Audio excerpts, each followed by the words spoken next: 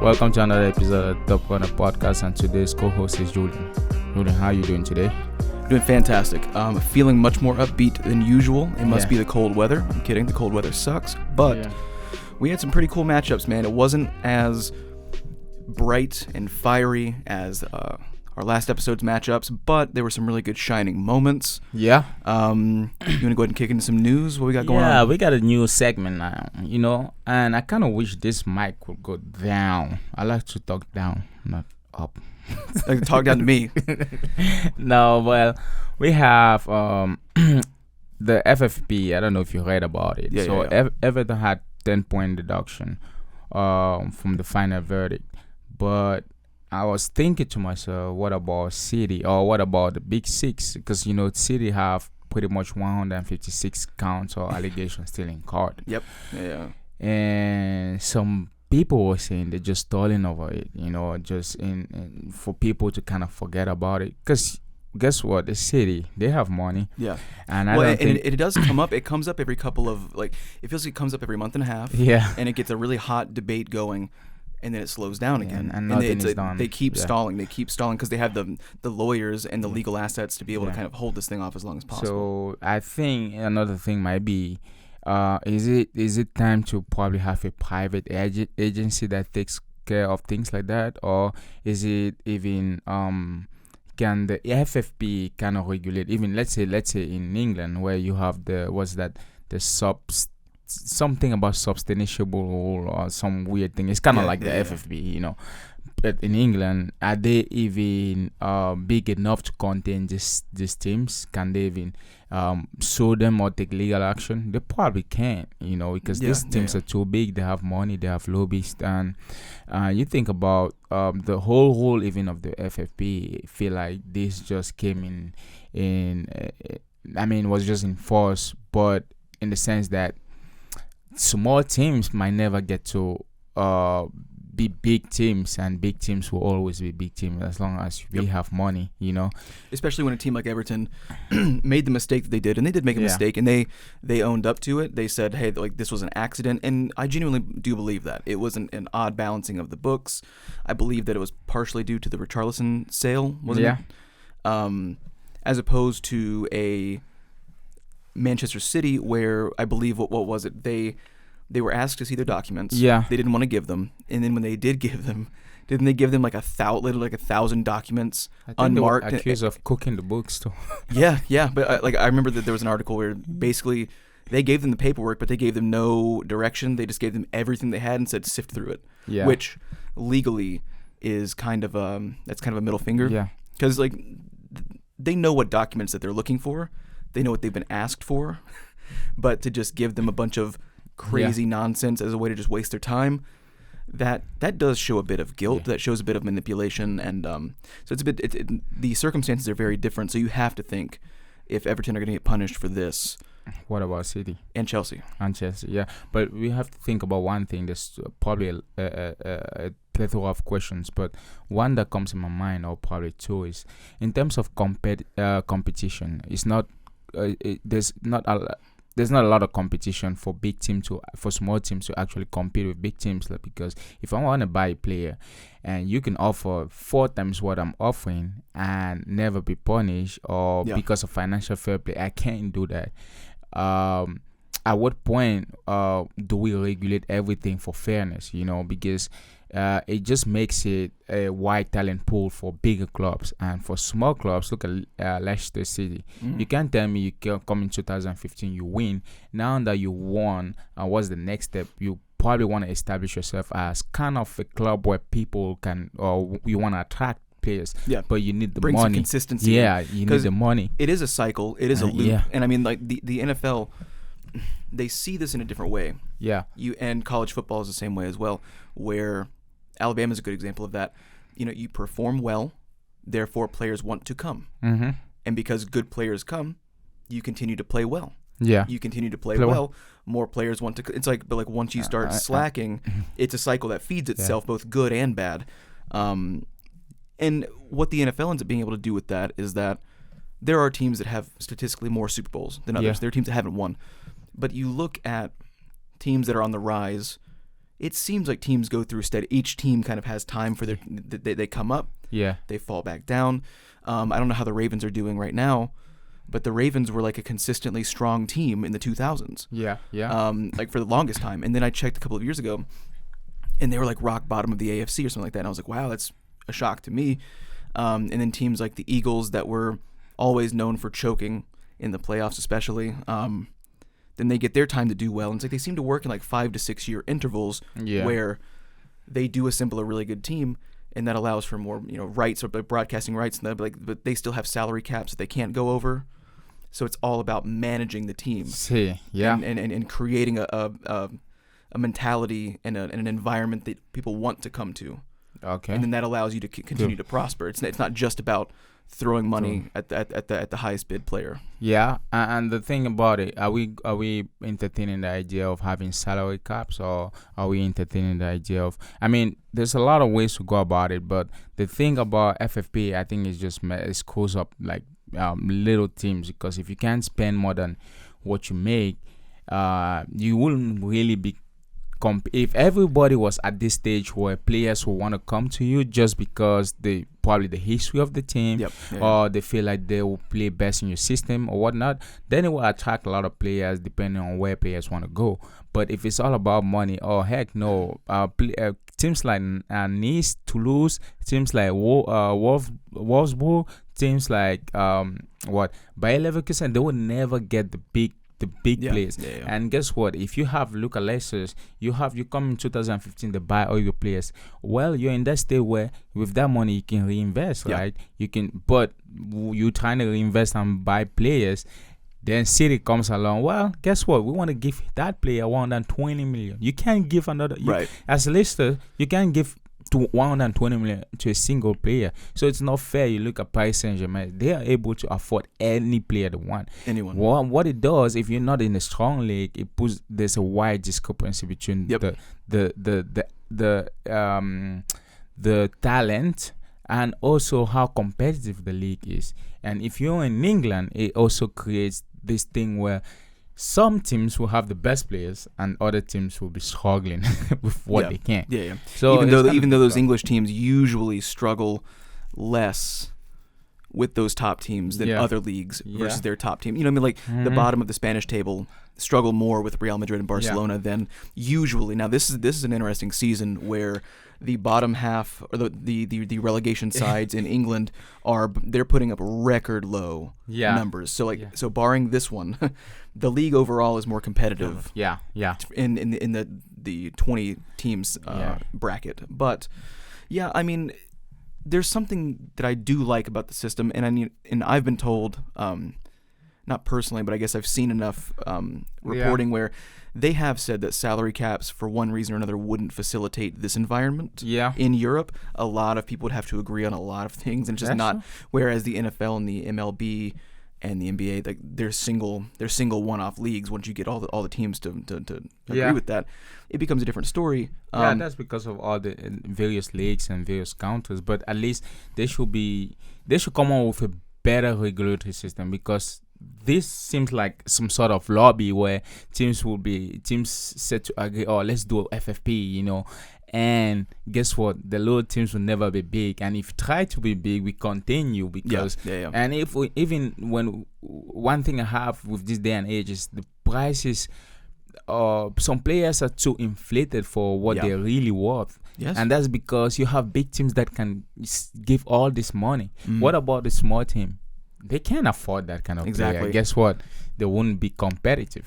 And I actually had not a debate, but I guess a conversation with my dad about that over the holiday, where it's like, it's not a question of which players are worth $100 million.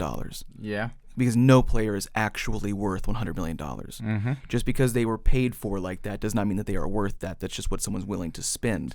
But that's become the new standard. And you saw it a lot this summer where it was like, but is he a 100-pound player? It's like, no one is. That's what you're not getting. No one's worth that amount of money. You're acting like all of a sudden within the last 2 or 3 years, these players are like double the talent that was there 20 years ago. That's not the case. The inflation has impacted this market, but we're talking about teams and financial agencies that are wealthy beyond recognition. They're choosing. Like, they are not really being hurt by inflation.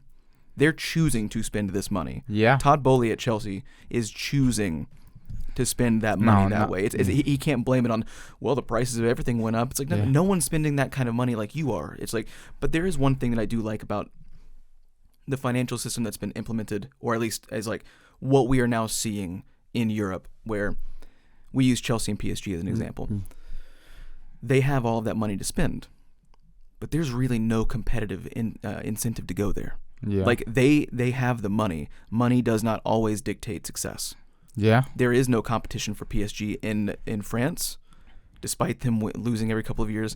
But once they play other teams in Europe, they don't go anywhere. Yeah. And Chelsea's an absolute mess right now.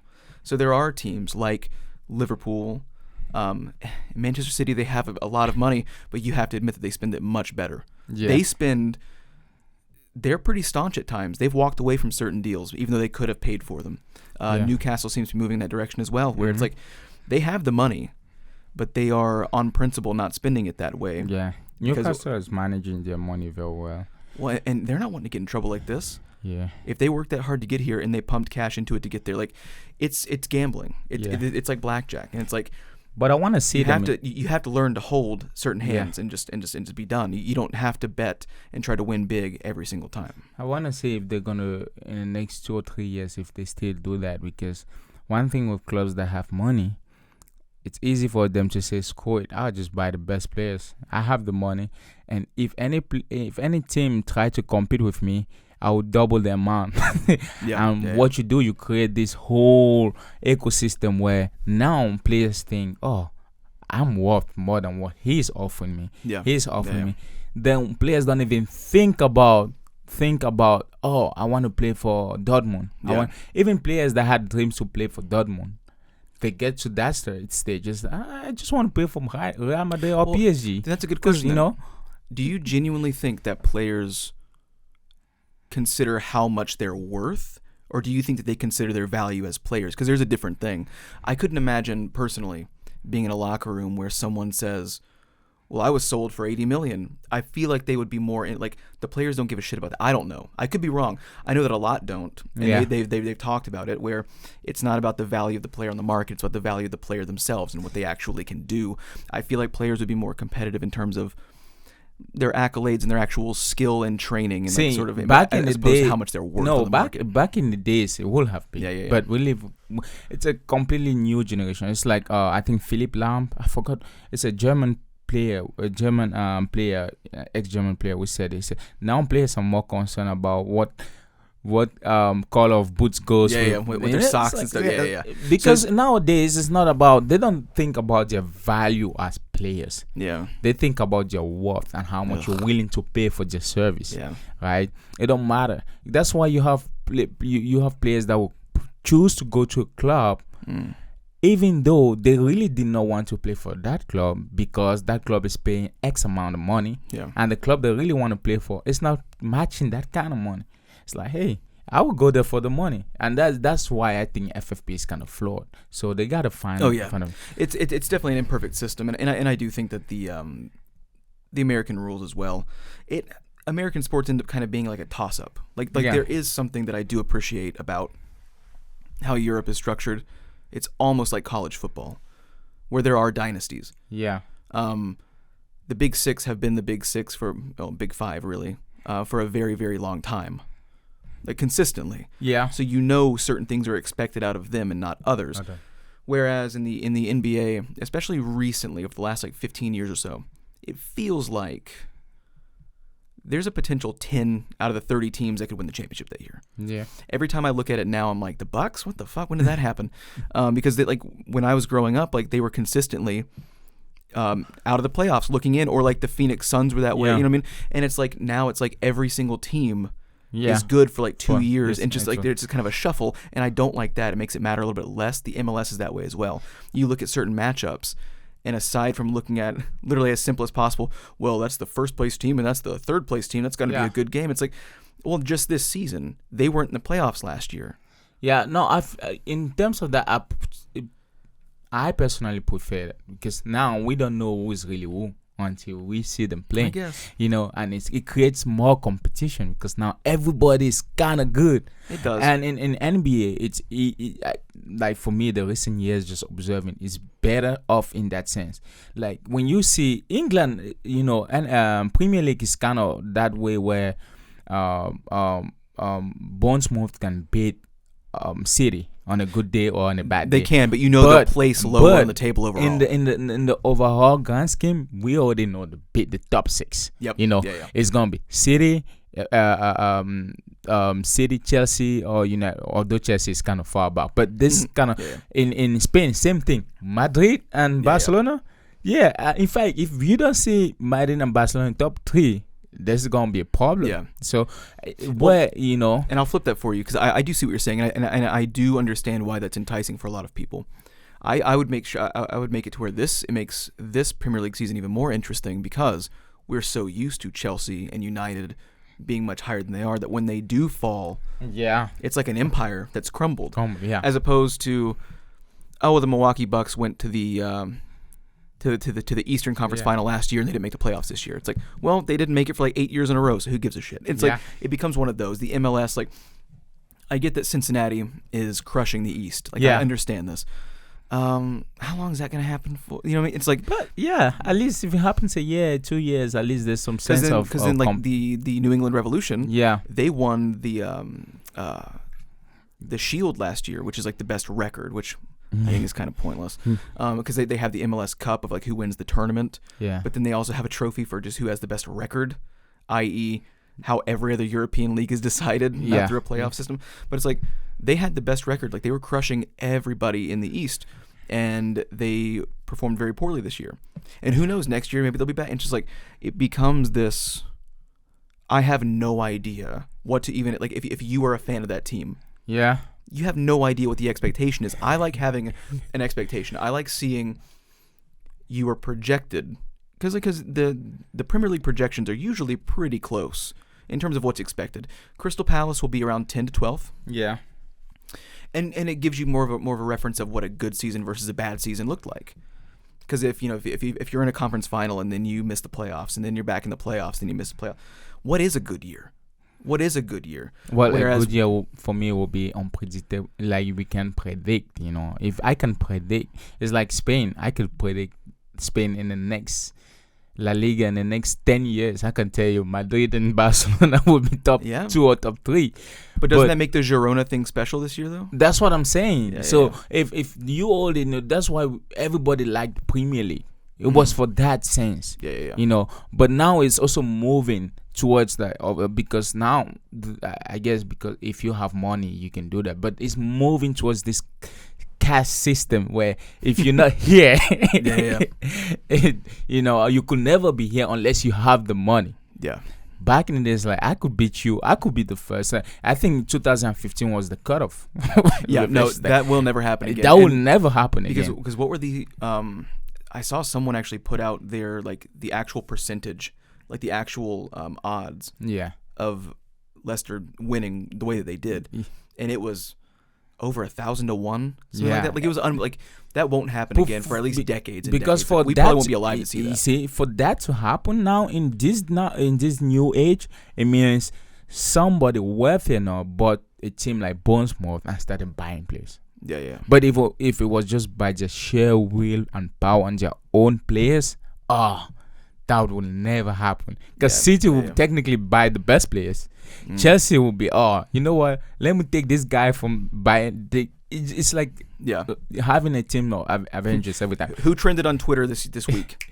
Get him. In January, he's mine. It's like, sir, we have a list of 85 people that have trended on Twitter in the last 5 months. He's like, get him. The other question will be, how much money is a lot of money? Eden Hazard. Eden Hazard was said on John Obi Mikel's podcast that he had offers from Saudi's club and he chose to not go. And he said, well, I have enough money and I don't need the money. How much money is enough money? And also, a lot of people are not also driven and motivated by money, but by what they conceive or perceive to be a lot for them. Yeah. So, would you have taken that money? knowing that you go to the Saudis, you don't have to play a lot. You don't have to perform at that level. You just have to maybe, sometimes give this sparkle, but Yeah. you get See, $1 million a he- week yeah. or something. So like he's a different case because, see, I really respect Victor Osimhen for not Mhm. going because he understands that he has years to contribute. Yeah. He's got things that he wants to do. Eden Hazard, 32, didn't perform well at the best club in the world, but did win the Premier League and played very well at Chelsea. Like he performed very well. Like his career was at a point where you kind of can't blame anybody for going. Yeah. Not a big deal. Now, I would say this, and it's probably an unpopular opinion, or maybe a popular opinion, I don't know. And it's not me disliking the guy because I've done nothing against him. How much of that was just that he just didn't want to train anymore? Didn't want to do anything anymore. But that's what he said. Because he's got the money, and I admire someone that doesn't care about money that much. But I respect someone that turns it down because they have something that they want to do, and then someone that turns it down just because they don't want to do anything. That's why. Well, I think it's kind of crazy because I feel. I mean, everybody's entitled to their own opinion, but that's interesting because I feel like some players will have taken the deal, although they still don't want to play. Yeah, because he doesn't want to play. He knew that he don't care about. He wouldn't look good at all. Yeah, like he was done. He was done.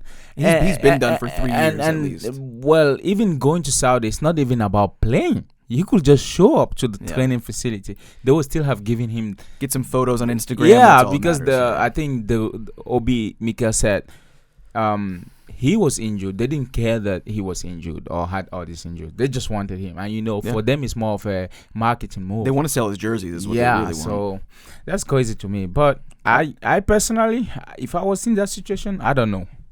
It's a lot of money to turn down. It is. I might just show up in the training facility, kick 1 or 2 balls, But do some trivela sometimes. But you also know that, and I'm not saying that you're as good of a footballer as Eden Hazard, but I would say that you're probably more dedicated to what you want to do in life than he currently is. Yeah. So of course, like I wouldn't be surprised that you would take that offer because that's not you taking the easy way out either. Because like you would have already accomplished the majority of what you wanted to accomplish. Yeah. You know in your mind that you can't compete at the very top level anymore. Yeah. But you still want to compete and you still want to prove yourself. He just doesn't want to prove himself. He doesn't care anymore, and that's fine.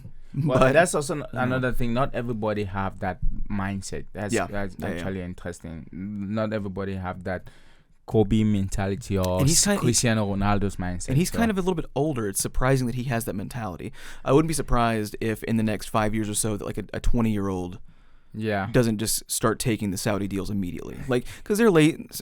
Sorry, I don't want to get too wrapped up. Like the kids these days, I mean, they are lazier. Yeah, they're very expectant. They don't want to go out and work hard anymore because they've seen previous generations work hard and not get anything. But that's what fucking life is. Like, life doesn't hand you everything. Just because you grew up on YouTube and Twitter doesn't, like, they have a false sense of what reality means. Yeah. So I can see these kids now in an opportunity where they can truly work hard and prove themselves. Yeah. Not thinking that that's worth it. Yeah. Because they're all like falsely existential. Like they looked up the definition of existentialism in like 7th grade and used their 7th grade mentality to presume that they know what that means. That's very annoying. But I wouldn't be surprised if like a crop of players just the Saudi league gets very young players from Europe that would be good. Yeah. But they're not going to have the same kinds of coaching. They're not going to have the same kinds of competitions. Like you're going to see very good young raw talent never develop, but they'll be rich and that's all they want. Well, on the other side, Chelsea is really targeting Victor Osimhen. Well, Victor Osimhen will be Chelsea's and 90 top other transfer people. target. Yeah. But he is the top one. And thinking about Victor Osimhen, I think he's the best African striker at this point in time. Definitely. Do you think he will go to Chelsea? I don't think so. I think that he turned down the Saudi money for a reason. I think that it almost still applies. Because but that's not just money though. You're going. The difference with Saudi is you are still, in a sense, your career is kind of there. You know, you don't have aspiration of being winning. But he wants to compete titles. Though. He's shown that he's willing to sacrifice money for competition. Now this is a smaller version of that. Yeah. But he has to see where Chelsea is right now. He has to see that if he wants to compete the way that he proved that he can dig a team like Napoli up to the top, not solely, Yeah. But as the main tip of the pyramid for them, he proved that he can do that. He wanted to prove that he could do that. Why would he want to go to a squad where he's not certain where he's going to fit? Where's he going to go? I mean, like, yeah, he's going to be your starting number 9. Yeah. Right? But now he has like 5 other people literally starting number 9 behind him that are going to be mad. That like there's going to be so much drama, and like you can sit there and say like, well, if they want to start drama because I'm better than them, then that's fine. But like, you're there because you want to win, and to win, your team has to be they have to have harmony. They'd be harmonious, and that team is not. Yeah. He knows what it means to take a team that's not supposed to be as good as they are and make them good. He has to see that he needs to go to a system that already exists, that benefits him, that he benefits them, and that they are willing to accept him and work together. And that's a team like, I think that Newcastle could benefit from him. Yeah. I don't think that he would go there. I could see Barcelona wanting him to replace Lewandowski. I could see him going to Arsenal, where basically the entire system is there, and it's known by pretty much everybody that all that they're missing is an out-and-out striker. So that's a system that they would be more than happy to have him. Yeah, he's seen that they already work well together. He's probably seen enough of them in action to see like what they, because you're like when you're that level of a player, you can look at a team and see how they're working together. Yeah, you don't have to train with them to see. It's like, oh, okay, I see. Like they work on that. Like he feeds him this ball this way. He likes going up the wing. He likes getting in behind. He likes this and that. And so he's probably seen like, yeah, that could be very easy for me to get in. The system is ready made, and let me just slide right in and get this thing going. Yeah, I mean, depending, I'm not sure. Chelsea could be building for next year too. We don't know. Well, they've been building for 2 years now. Oh, but I get it. I get it. But at least the difference is that Chelsea is Chelsea. It's not like you're going to a club that will never get there. Yeah, yeah. If you just like why would I turn down an unbelievable amount of money to play in an uncompetitive league to then take still probably the highest offer to go to a team that's a mess? It just make it like again they are different. Yeah, but I think the same principle applies. He wants to go to a good system. He wants to compete at the top level. Well, that would be true. At the same time, it's Chelsea. It's different. I feel like he might, especially that I don't know. We don't know if Napoli and him are in good relationship. So if everything died after that, I mean, like nothing negative has come out. Yeah, since the TikTok debacle, nothing good either though. I mean, aside from him, still scoring goals and supporting, and the fans are supporting him. Yeah, and he's still good with his teammates, and he seems like he still has an appreciation for the fans. Yeah, which that was already happening. So really, I've not seen anything continue to fall back from the TikTok debacle. Because Napoli is still they're number 4th now. They could potentially still play the Champions League, and they still have all that going for them. Their run at the title is gone, though. But the problem with a team like Napoli is, as compared to a team like Chelsea, when was the last time Chelsea won Champions League? When was the last time Chelsea was competitive? That's 2 years ago, right? Yeah. When was the last time Chelsea? But that was also before the ownership changed, though. So we don't know. That's true, but how long will it take Chelsea to always be competitive? I can tell you probably in the next 3-4 years. We're seeing, but with a team like Napoli, we don't know unless you know. Well, and it does seem like, I mean, like he doesn't seem like he is mad at the club still, but like, I think it's kind of universally understood that he's not staying. Yeah. Well, could Xabi Alonso coach Bayern next season? So what I read about it was that it was not entirely finished, but like that looked like both sides, Xabi and Bayern Munich, have sort of softly agreed to that. That looked pretty official from what I saw. I mean, that's an interesting upgrade. That's an interesting rise from a coach like that. Yeah, I mean, his rise was sudden. Well, but I mean, he turned it on sudden and is coaching very well. According to DailySport.net, according to some sources they had, in the 2024-2025 season, the current Bayern Leverkusen coach, which is Xabi Alonso, will take charge of Munich-based club. And this is also according to one of the journalists that's in, according to Jose Alvarez. He's a journalist, I think so, something like that. So at least there's some sort of 80% sure news that he might take over. But how will he do with a squad like Bayern Munich? Now it's the big boys league. It means the eyes on you. It's not more, oh, he's rising, look at the system, all that. It's more about, with that system, can we win? Are we winning Champions League next year? Are we winning? I'm not so concerned about the cup because Bayern has been winning the cup every year. But I'm just saying, how will he do with that? With that sort of squad, which is a whole different it's like league. Bayern Munich. This relationship between Xabi Alonso and Bayern Munich is kind of like in cinema, where the Hollywood studio buys this young upcoming like art house director from Greece, right? And because this used to happen a lot in the 60s and 70s, a guy in Italy or France or Germany would make some really good films in like a good 5-year period, and then they'd let him come over and they'd sign like a 3-year contract with like 2 films attached. And they would want him. Basically, what they would do is they would say, "Look, we hired you because we like what you did before, but now you're going to do it our way."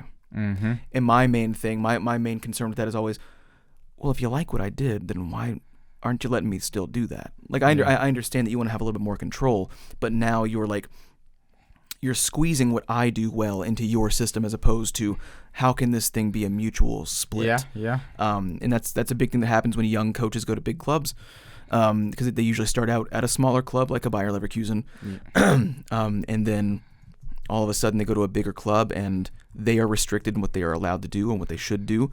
The players can resist highly innovative ideas for more consistent traditional ideas, and then all of a sudden that art house filmmaker makes a lackluster Hollywood film, and Americans think that he sucks, and then he goes back to Europe and makes great films again. So it's like that could happen here. Could we have people have to put in the mind that he played for Bayern Munich, so he played for them 2014, 2017. So he's not completely a stranger to Bayern Munich. Exactly. But did everything that he's doing at Leverkusen, is that going to be able to translate? Will they allow it to work either? That's the other thing, because with squads like Liverpool, even teams like Brighton, these are young guys, so you have time to instill your own system in them. And not just about time. These are guys that are trying to make it. So technically, they are following everything you try to implement, right? I think, who said it? Is it Ancelotti or is it Mourinho? He said something like, I think he was talking about some players, and he was like, "Are you going to teach Maldini how to defend?" That you can give an overhaul. You can translate an overall point of view, evaluate what you're performances. thinking of what you want on the pitch, but you can't teach them how to do this, do that. Yeah. But you can do that with a younger squad, 20 years, 19 years Shape old, them, 21 years. You can shape them. Yeah, you can do whatever you want. You're assuming that everyone at Bayern is already shaped. Yeah, because these are big players. You can you can get a player like Messi and try to teach him what he's gonna do. You just gotta let him be.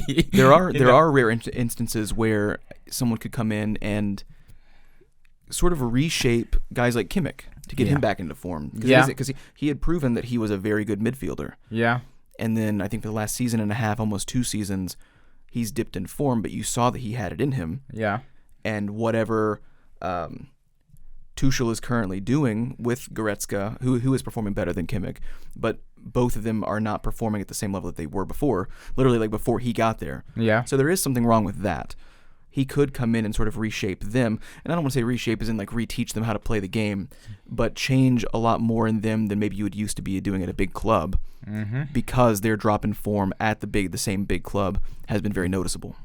That is that is entirely true. And what about Real Madrid? Madrid's trying to go for 2.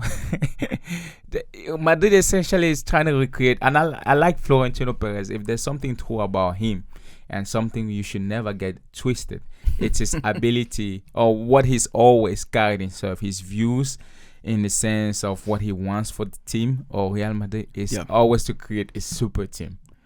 From the inception or from when he got Madrid. But it has to make sense though. For Perez, it's not about sense. I think I don't think it's about sense. It's like 2005 when he bought all this. He bought Beckham, he bought Zidane, he bought Gullit, he bought all these guys, clearance it off in one team. But at that time, it didn't make sense because everybody was like, "What? Why are you doing?" And it didn't work. But this time around, it might be a different story. So correct me. help me figure this out. Is it that they've claimed that they want to do this? From what I saw, it was just that they said that they could. That they had the money to. Now, that I could very well see if there was a club that was going to try this, it would be Real Madrid. But were they saying, we have the money if we wanted to try that? Or did they kind of say, we are interested in trying that? No, I think there's already multiple sources.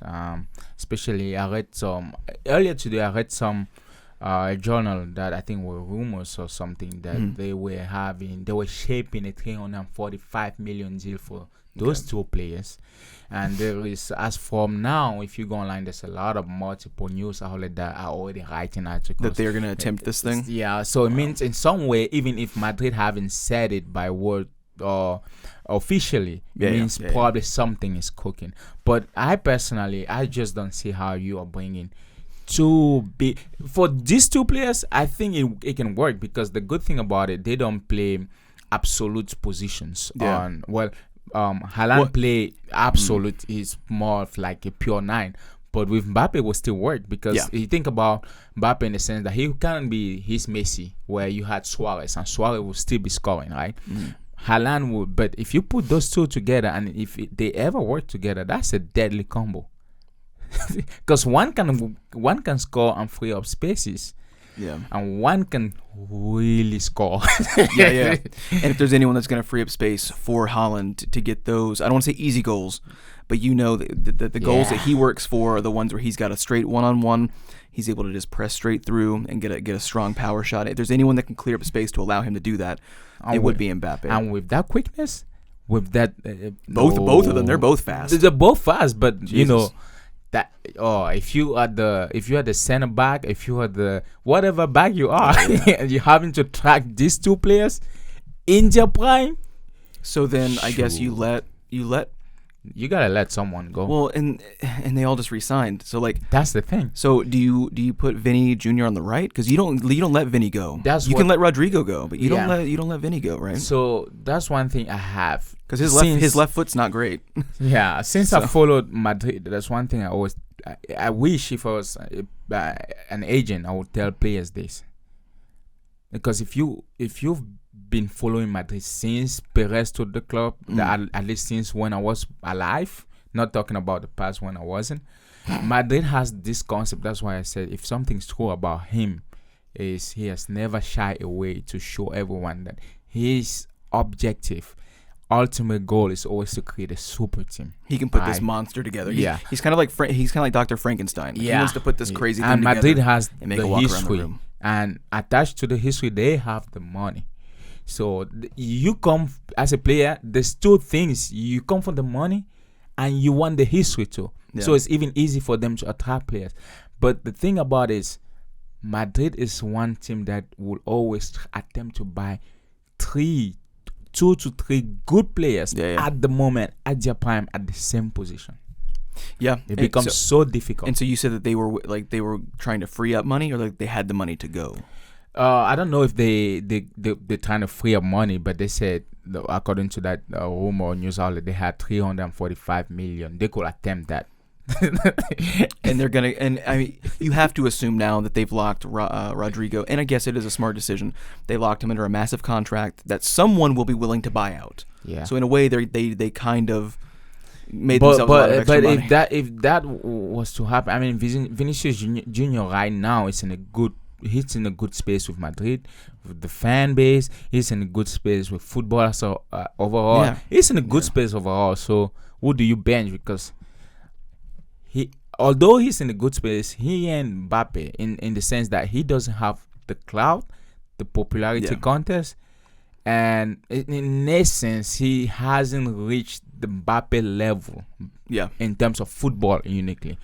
But if you up and replace him, then it's a guarantee that he won't get there. You don't know if he could right now, but if you bench him for the guy that already did, then you're guaranteeing that this younger guy doesn't succeed. That's the thing. That's not fair. And for me, I don't think also someone Mbappe is signing a contract to come sit on the bench or to even be rotating. He's not going to be trying to rotate. If I'm negotiating Vinny's deal, I'm like, all right, buddy. So, all right, and how is your left foot again?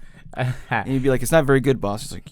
Because you want to work on that. You can tell unless he can be able to go to the other side, because if that deal will ever happen, if we fathom the deal and it ever happens, someone, Rodrigo or Vinny, has to or will go. And if I were the agent, it's Rodrigo. I'm telling him, look for another club, because you will kill your own talent. You will be sitting on the bench, and you take him. Ancelotti will not be coaching that year, and the next one will be ruthless, because he will want things to work now.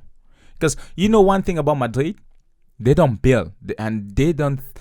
If they hire you, is to do a job. They're not thinking, oh, let's try to make the system work for the next 2-3 years. They don't work like that. They want result now or the next day you're playing.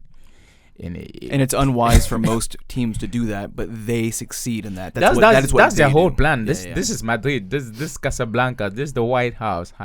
This is how we do stuff. Yeah, we don't wait. Is there any world where Vinny's on the left, Haaland's in the middle, and Mbappe's on the right? Because his left foot is better than Vinny's.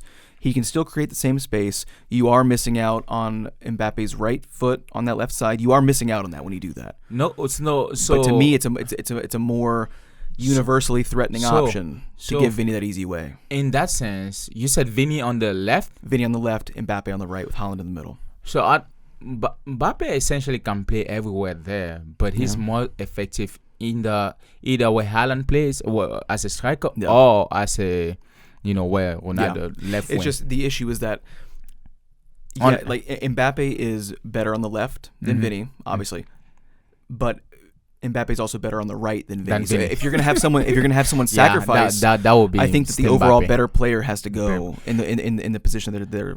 Well, I think it can work, because in this new style of football where you play, if the person is kind of mimicking total football in the sense that we could still rotate, and knowing that in that rotation, as long as Mbappe is playing in that high third or the last third, it's good, because he could be everywhere, and he already is. Yeah, he already plays that. You even saw it in the Monaco matchup, where he was on the right. He was very fluid. He was going around. So I wouldn't rule that out, but I would also not rule out Mbappe throwing a fit over that as well. Well, if he goes to Madrid, it might be different. Well, let's talk about. Let's not linger on this guy. Let's go. Well, for Sancho, I think he might go back to Dortmund. I think so. This is not the first time that we've seen rumors of Juventus being interested in him, though. Yeah. So. And I don't know if they. I don't know. I wouldn't be willing to bank on him that much, man. I would also be more. I would presume that he's actively interested in going back to Dortmund. Yeah. Anyway, I want to say this. I want to say that for Garnacho will look at this one day and say, or probably in the next 8 months when he wins the Puskas award, because the goal he scored, he is runner-up, or at least right now, if there was an award to give as the best goal of the season, he is winning that award. It's easy. It will easily be the best goal of the season. Yes, I think so. Like, there's nothing that will come close to that. No way. I mean, the bicycle kick is comparable to Cristiano, to Bales, to Rooney, and he's living that. Well, it is better than Rooney's bike. It is because better it was actually off the foot. It was not off the shin. Like, it was a. You know what? I want to ask. I always have this thought. I want to ask myself, or I want to ask players that accomplish this. Like, what's your state of mind? Are you thinking about this, or does it just happen? Yeah. Because for something that you just kicking and striking, heading, it's different, because you can say it. You can, you time it. You already have what you want to do in your head. You see where he left, like his ability to, tracking the ball, timing it, and just bicycle kick. Wow. Mamma mia, that thing was sweet and beautiful. It was funny too, because the first thing that I saw, other than oh my god, what an amazing goal, was people saying, I'm surprised that he was able to do that with such a bad cross from Dallo. That cross was, I don't think that was a bad cross. If you think about it, that was the best place to put what it. He did. Exactly. You need that cross, and he has to go that way. And I don't argue on social media because I'm not 5 years old, but that was what I was going to say as well. Like, the way that he lobbed it back, because it went back, back toward the edge of the box, for Garnacho to be able to get under. That's the thing, is that he was able to get underneath it. Like, his whole body came underneath it. If it was more of a leveled, straight line cross with him, he wouldn't have been able to get that under rotation. The fact that he had to come back for the ball is what allowed him to slink under and get that leverage. It was an amazing cross. Don't get me wrong. The goal is 1,000 times better than the cross. That cross was but because and you look at how little time he had to set that pass up. It was slated right through from Rashford. He had, I think, one micro touch mid-stride, and then he had to send that ball back. Yeah. It was an amazing cross. Yeah. For me, I think about 30 to 40% of crosses that could be considered bad if they are finished and not bad, because it has to be that way for them to finish it like that. Exactly. 100%. People are dumb. Yeah. Shocker. Surprise. For Kai Havertz, your boy, Arsenal did, I had some questions. Arsenal's form overall, I don't think they played great against Brentford, and I think at the 12th minute when Bemo's from Cameroon, so if they had scored the goal that he took the ball into the goalkeeper's hand, if they had scored that game could have ended 1-1. So I would say that if Brentford got that goal in early, that game, it might have been 1-0. I don't think that Arsenal felt. That's the thing. In that last 15 minutes or so, you saw an uptick. Yeah. And the reason that they were able to have that motivation was the prospect of stealing those 3 points, because they stole those 3 points. That was a very evenly matched game, and they did not play their best at all. But if they had to match that energy just to break even, I don't know if they would have gotten that done. But what about what do you think about Harvest's performance? I always thought right now Harvest is not the guy you put in at the beginning of the game, but I've seen so far when he comes in as a sub, he always does something. And I think at this point people or Arsenal will start understanding kind of how he plays too, in the sense that if you watch the games, Harvest timing is actually amazing. It can. The way he times. It is recently, especially. Well, I think it's always been there, but people don't give him the ball when he's making these runs. True. So now he ends up out. Yeah. Now because they still don't understand to play with him, or probably not giving him a lot of. They're not yet confident on what he can do. I do agree with that, and I'll say for that. I used to say that he was hiding behind defenders, because I used to say that too. Because he would make a run, or he would start to make the run, but he would stop before he was offside. But then he would have almost no incentive to get back. Yeah, I like those guys like Jesus, and even though he's not the best finisher in the world, Richarlison, where when they make a run and they pass a defender so they're offside, and the play is building up around them and they're out of the play, they're very quick to get back in a position where they can get the ball. Yeah, they can backtrack and everything. Hazard. Havertz didn't do that. Yeah. He would sort of get to the line and he'd linger there too long, and anything to get to him was going to get shut down by the defense. So it's like, I do agree that they were off time in terms of knowing when to feed him the ball, but also he was not trying to get back into a good position to reset himself up for another run. Yeah. So it felt like he's making these useless runs, taking himself out of the play and hiding behind defenders. But they do seem like they have a better run with him. I don't know if I like Trossard in the midfield that much. Okay. It did seem like he kind of crept in as a false nine a little bit more, but nobody really played that well. Everyone was kind of quiet, except Rice. Rice is guaranteed, no matter who's playing like what, he's going to try to dig something out, and he always works hard. He is the best. Like, he and James Maddison were the best Premier League signings of the summer. Should we be concerned about Arsenal's form overall? Because at least you're playing Brentford, you should have at least 2 or 3 goals, or even the way you play, the fluidity of the game, the passing, the way you track, the way you defend, the way you attack. Is it because should we not blow this out of proportion because we had international break and that might have affected your form? There was an international break, and yes, there is some truth to just not having a lot of time to prep for these kinds of games. I will say this, though. I don't think that there's any true reason why an Arsenal fan should feel worried about this performance, especially because of the Liverpool-Man City draw. The 2 teams that you're competing with are, they broke even. You dug out 3 points even when you didn't deserve it, and that's what... There has been no Premier League season, no football season in general, where that team dominated every single game. Yeah. It's not about dominating every single game. Ooh, I don't know Barcelona. Okay. There was a season where they dominated every single game. And Messi scored 92 goals in the season. Okay. So one season in the history of the game. But what I'm saying is that champion teams, those are the teams that dig out a 1-0 away from home when they didn't play well.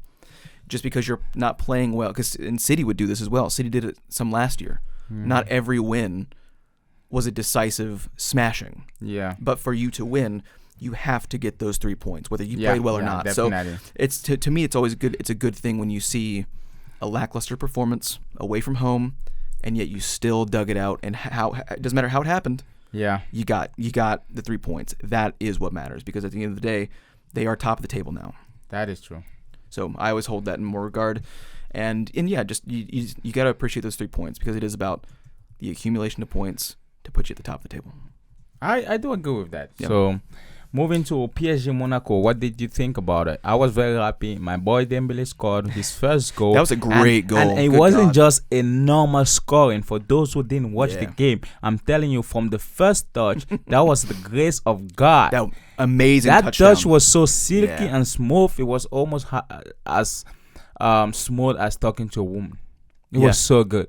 And the finish too was amazing. That tight angle, I don't know.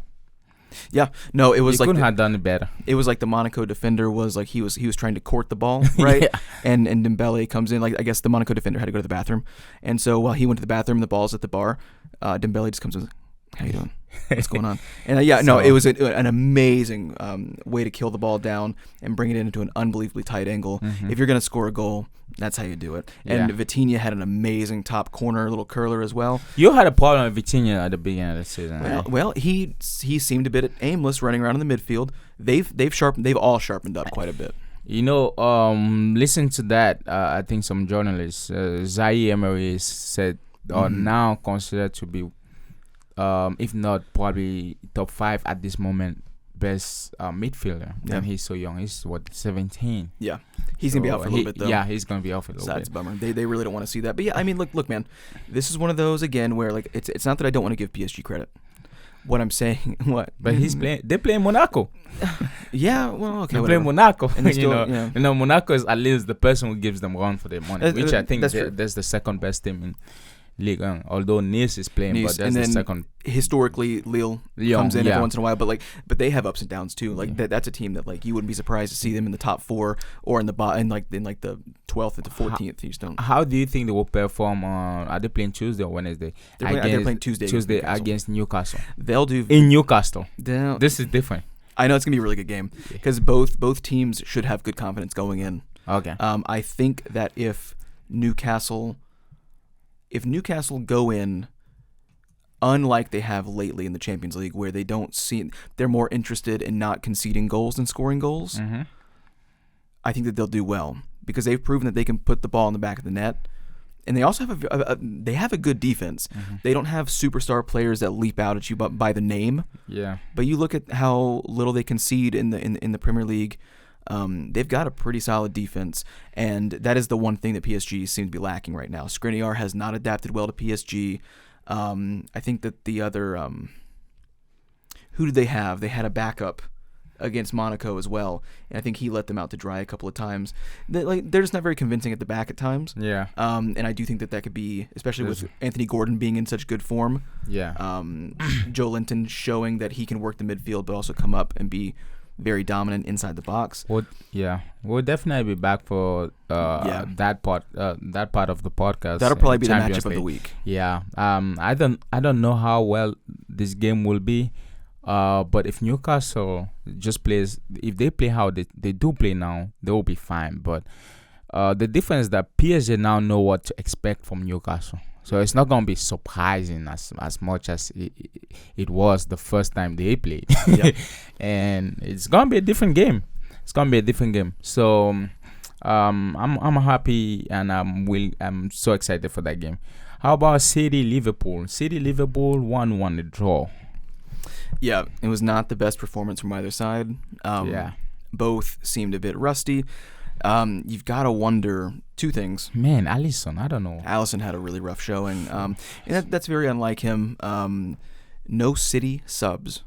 Oh, City subs. That didn't make any sense to me. They looked Yeah, very Pep tired. Guardiola is I didn't get that. He didn't sub no once. He Especially just left Silva. his guys, Silva looked very ragged But- by the end. And if you look at that Trent Alexander-Arnold goal, the problem arose from the lack of coverage between Alvarez and Silva. And don't get me wrong, Yeah. great strike, first touch. No one had time to reset. But what you did see was Kanji making the transition from holding midfielder to the back line, and Alvarez and Silva both going, oh shit, well, we've got to get in there.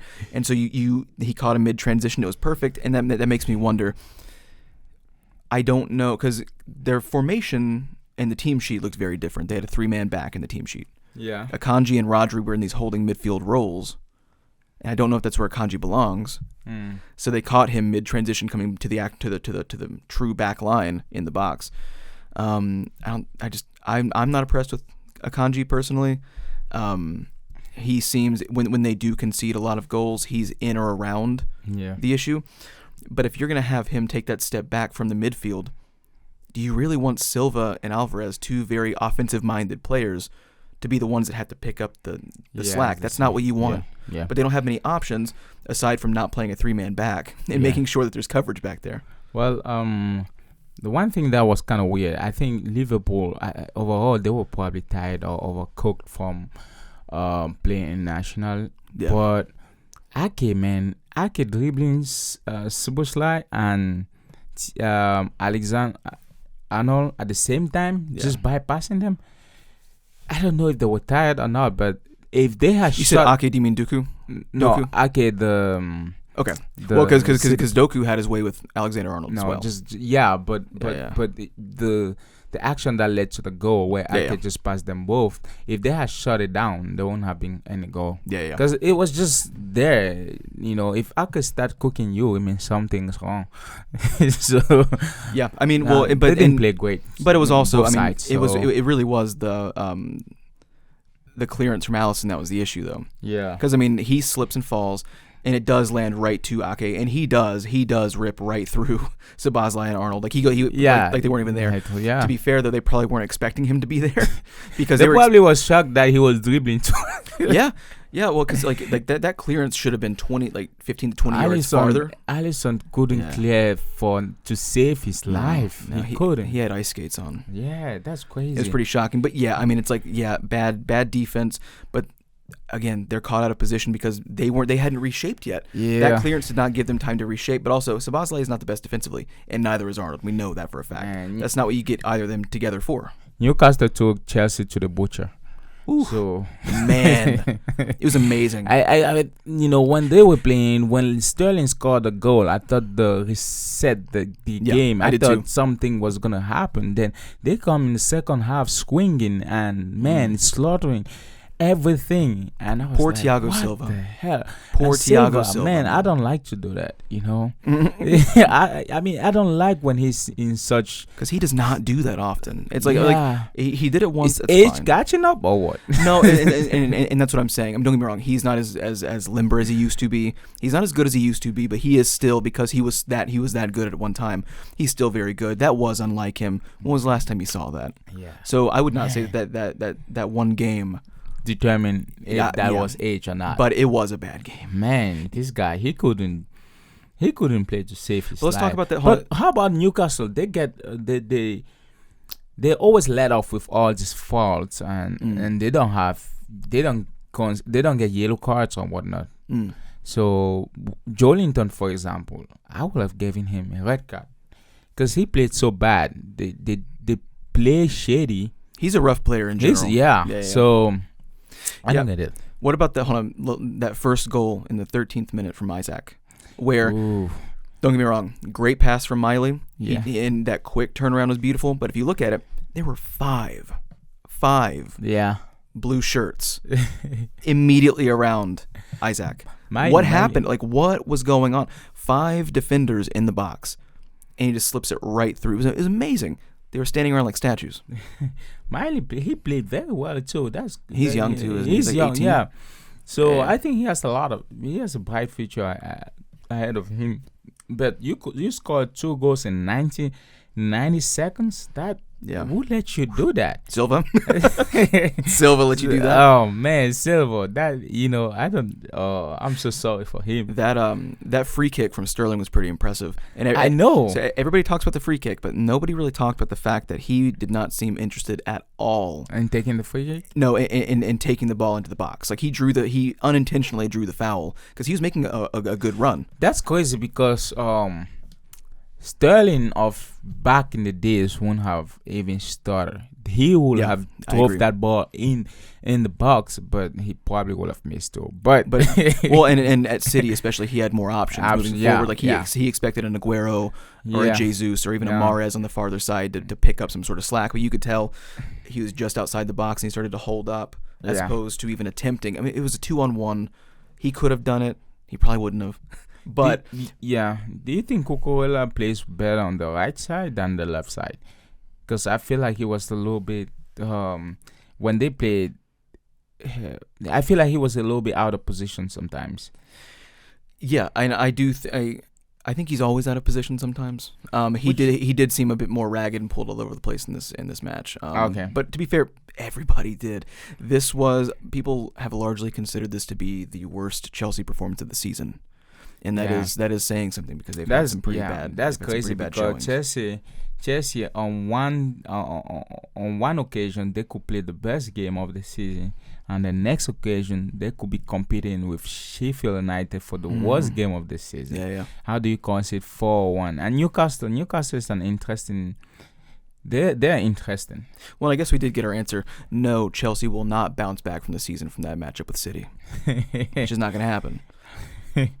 Well, Newcastle is they're an interesting team because I feel like right now in Premier League 2, no team is apparently consistent in the sense that every week in and out they're winning. Newcastle is, for me, is kind of it's interesting that they could beat Paris Saint-Germain. Dortmund will beat them. They will come back and beat City. Beat what big team? Arsenal? I think they beat Arsenal. Yeah, they did beat Arsenal. And go loss against Bournemouth. Yeah, I said. Well, and even just it's even like just, fluctuating. Even just looking at the table, I mean, it's a very free top 3, top 4. Like Aston Villa is really showing out. Aston Villa, fourth place with 28 points. Like, you have 30 points, you have 29 points, you have 28 for the top 4. Like, that's a very close Premier League table. We're not used to seeing that little between the top teams. If you lose one game, you're out. Yeah. I wonder how long Aston Villa will do this for. Is it when it starts going back on home games, is this a fluke? We'll have to ask ourselves. Yeah, I mean they are undefeated at home right now currently. Yeah. But their goal concessions are pretty rough, man. I mean they've conceded 18 goals despite scoring 31, but they seem very much determined to win or lose games. Yeah, because we're looking at 9 wins, 3 losses, and 1 draw. Oof. So it's that ability to get a point when you don't deserve it. Yeah. That they seem to be lacking. They're either going to take all 3 or they're going to be left with nothing at a certain point. And that will catch up to you. I mean, you can't win the Premier League or place very highly just accepting draws. Yeah. But you have to be able to steal a 1 point when you didn't deserve it. You'd like to steal all 3, but that's not very realistic most of the time, unless you're competing for the title itself, not just a top 4 place. Yeah, I get that. I'm just wondering how long could they maintain that for. Juventus Inter Milan, that was an interesting, boring game. The first half was okay though. The first half had some good fluidity, some good attacking. It really shut down in the second. If you thought you were going to get more action in the second half, you were wrong. You were wrong. They were sleeping. You know what? You could have gone like your whole life without watching that game, and you wouldn't have been missing anything. These guys were sleeping on this. That's stadium. how I usually think about Inter Milan, and they've gotten a little bit more jazzed recently. But even Juventus, they were. I mean, the game was overall it was just boring. It was in this whole thing of boringness, and I was like, I watched some part of it. I was like, oh my goodness! I What's wish funny- I haven't taken my time to watch this. So here's some inside some inside baseball terms here. When I take notes for these matchups, I usually Yeah. have overall thoughts, and then I'll do like timestamps, like particular time frames in which something specific happened. My timestamp stopped at 32 minutes. Oh I had man! because nothing else happened. Like both goals happened in the first half. And that was it. Çalhanoğlu had a good strike. Chiesa skied a ball that he should have gotten in the back of the net. And my overall was very bright, engaging first half. And Cuadrado And then I didn't talk about the second half at all because nothing happened. And Cuadrado should practice for deep dive Olympics. This guy is good at diving. Yeah. I mean, he should, Wait, who is? Cuadrado. Oh yeah. He should be up there. He should be practicing. This guy's crazy. Yeah, it was not The a only good. action I actually liked was when Thuram, was it Thuram? Yeah, when he crossed that ball and Lautaro did that. That was really good on anticipation and timing, where he kind of had that little wait of 1 second to the cross arose, and he just did this out of overlap the other. I think the defender on the other side and just put it in. Yep. But that was the most exciting. It was another really good pass right before that to Thuram from Barea. Yeah. Who had like one little touch and sent it straight through, and then Thuram can use his pace because he's got it. Yeah. But amazing. Like that was just two really well. But like that shows. I mean, like you just need in that final third, you just need two sometimes extremely well connected passes and then a solid finish. And Martinez has proven for years that he is a great finisher. And Chiesa can't finish for nothing, even to save his life. If Man, he was held wide at open. gunpoint, he would still miss. I've seen him make some great shots though, but I will say he had time, he had space, He had everything. he set up everything. He got an extra little touch on the ball. It was something that you see in training. If I was wild. Inter, I would have removed the goalkeeper every time Chiesa. It's like, hey man, you I don't wouldn't go that need far. to be. I wouldn't go that far, but I mean, I've seen him play much better than that. But like that one was shocking though, because he had. It's one thing to have time and no space, or space and no time. Yeah. He had both. He had both, and he had a very good. Like the top left corner was wide open. It was wide open. There was nothing over there. I do have any predictions. I would say this. Catch us on Friday, I think, for the recap of the Champions League. Power rankings. Yeah, go ahead and give your power rankings. All right. I had nothing for them this week. Oh, you didn't do anything? Okay. Let's see here. 1, Real Madrid. Oh man, 2, I love Madrid now. 1, Real Madrid. Yeah. 2, Bayern Munich. 3, Manchester City. 4, Inter Milan. 5, Liverpool. 6, Arsenal. 7, Bayer Leverkusen. 8, Barcelona. 9, Tottenham, because it's not over yet. 10, Juventus, Okay. even though they're boring. And then 11th, I have a shout out for Aston Villa. Okay. Actually, I kind of agree with all of what you said, to be honest. Yeah. Yeah, I guess. And you know what? And I'll make this wager with you as well. If PSG go to Newcastle on Tuesday and just slap the shit out of them, they'll be at least number 8 in my tops. If they do that. Wait, PSG, where are they sitting in your tops? They're probably 12th. Oh, dang. We just do a top 10. Okay, I get that. Well. But the top 3, I agree with that. Madrid is they're somewhat of good shape right now, and they won the last game, and Bellingham magic. I was about to hit that Bellingham magic. So Bellingham magic, and even though Bayern Munich won, it was a 1-0. They dug it out. Kane scores, of course. So that to me, that was enough in terms of the performances to just flip the top 2. They're still top 2 without question.